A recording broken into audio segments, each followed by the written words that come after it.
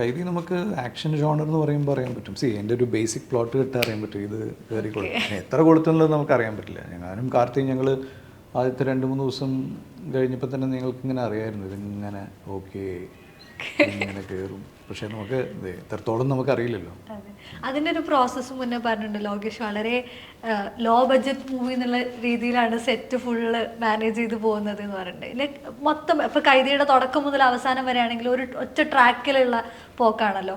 അത് എത്രത്തോളം രസകരമായിരുന്നു, പ്രത്യേകിച്ചും രാത്രി അങ്ങനെ ഒരുപാട് എലമെന്റുകൾ ഒന്നിച്ച് വരികയല്ലേ? ഇല്ല, ഭയങ്കര ഏറ്റവും സ്ട്രെയിൻ ചെയ്തിട്ടുള്ളൊരു ഷൂട്ടായിരുന്നു. കാരണം എന്നും വൈകുന്നേരം 6 മണി മുതൽ രാവിലെ 6 മണി വരെ ഷൂട്ട് ചെയ്യണത് it's not an easy thing.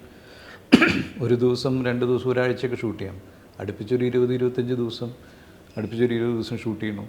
വീണ്ടും ഒരു 4 ദിവസം ബ്രേക്ക്, വീണ്ടും ഒരു 15 ദിവസം ഷൂട്ട് ചെയ്യുന്നു. It's not easy. അപ്പോൾ ഭയങ്കര നമ്മുടെ മൊത്തം സൈക്കിൾ അങ്ങോട്ട് മാറിപ്പോവല്ലേ. It's a tough thing. പിന്നെ ലൊക്കേഷന് ഡാർക്ക്നെസ് ആണ് ഇഷ്ടം. അപ്പോൾ അതൊന്നും നിവർത്തിയില്ല. ഇതിപ്പോൾ അമ്മ കൈതി കഴിഞ്ഞപ്പോൾ എൻ്റെ അമ്മ വിളിച്ച് ചോദിച്ചില്ല. അമ്മ തൃശ്ശൂർ ആണ് പടം കാണാൻ പോയത്. അമ്മേൻ്റെ അടുത്ത് ചോദിക്കുന്നത് നിനക്ക് കുറച്ചുകൂടി വെളിച്ചുള്ള പടത്തിലൊക്കെ അഭിനയിച്ചു. അപ്പം അങ്ങനെ എല്ലാം ഇത് ഇഷ്ടത്താണ്. അല്ല ഞങ്ങൾക്കൊക്കെ ഇത് കാണണ്ടേന്നൊക്കെ ചോദിക്കും.